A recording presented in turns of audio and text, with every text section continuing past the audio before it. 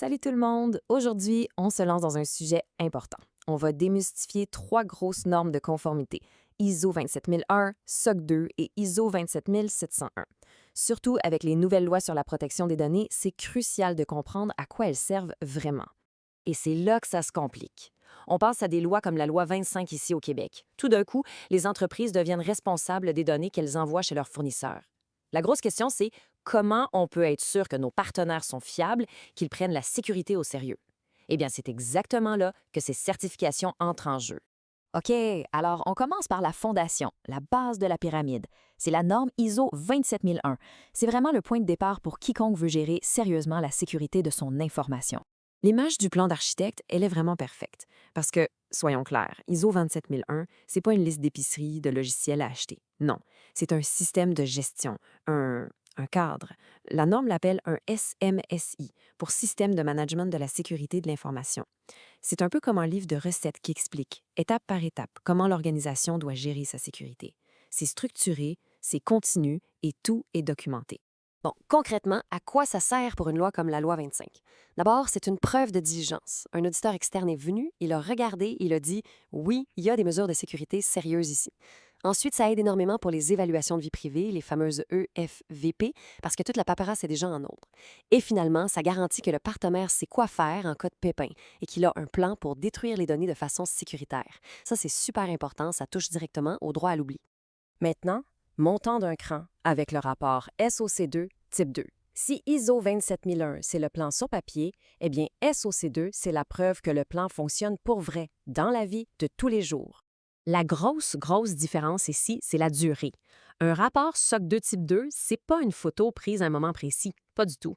C'est plutôt comme un film. Un auditeur indépendant vient s'installer et observe l'entreprise pendant des mois, souvent 6 à 12 mois, pour tester si les contrôles de sécurité tiennent la route. C'est une preuve solide que la sécurité, c'est pas juste de la frime, c'est réel et ça fonctionne sur le long terme. Et là, attention, petit point super important, faut pas mélanger SOC 1 et SOC 2. C'est pas du tout la même chose. Un rapport SOC 1, ça regarde juste les contrôles qui touchent aux finances, aux états financiers de la compagnie. Alors que le SOC 2, lui, il se concentre sur ce qui nous intéresse, la sécurité, la disponibilité des systèmes, la confidentialité des données, bref, tout l'aspect technologique. Quand on parle de loi 25, c'est de SOC 2 qu'on a besoin. Alors, qu'est-ce que ça donne dans la pratique? Un rapport SOC 2, c'est une vérification indépendante qui est super détaillée. Ça aide à remplir les questionnaires de conformité. C'est une mine d'or d'informations. En plus, ça peut aller jusqu'à vérifier comment le fournisseur gère ses propres fournisseurs. Ça, c'est clé pour éviter les mauvaises surprises dans la chaîne d'approvisionnement. OK, on arrive maintenant à la troisième norme, ISO 27701. Si les autres s'occupent de la sécurité en général, celle-ci, c'est la spécialiste. Son focus, c'est vraiment la protection des renseignements personnels. Le mot-clé ici, c'est extension. Ça veut dire qu'elle ne part pas de zéro. Elle se construit par-dessus la fondation solide d'ISO 27001. Elle ajoute une couche de règles super spécifiques pour la vie privée, ce qu'on appelle un SMI-VP.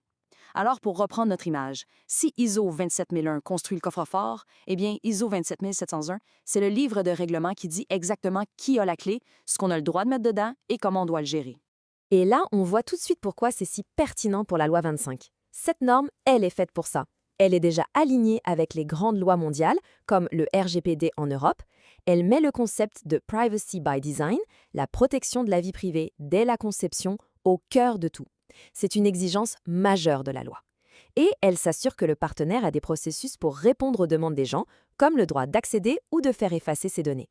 C'est la preuve d'une gestion vraiment mature de la vie privée. Bon, on les a vues une par une. Maintenant, le moment de vérité, on les met côte à côte pour voir comment elles se débrouillent face aux vraies exigences de la loi. La question à $1 million, laquelle choisir et pour quoi faire. Le tableau qui suit, ça va vraiment nous éclairer. OK, regardons ça ensemble. Pour la sécurité de base, la sécurité TI, les 3 sont solides, pas de problème là. Mais dès qu'on parle de gouvernance de la vie privée ou des droits des citoyens, là, ça change. ISO 27001 n'est pas vraiment conçu pour ça. SOC 2 peut le faire, mais attention, c'est en option, il faut que ça ait été demandé dans l'audit. Par contre, ISO 27701, c'est sa raison d'être, c'est au cœur de la norme. Même chose pour le Privacy by Design. C'est seulement ISO 27701 qui le met au centre de tout.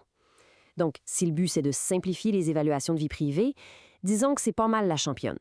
Bon, La théorie, c'est beau, mais dans la vraie vie, qu'est-ce que ça change pour les entreprises et leurs contrats?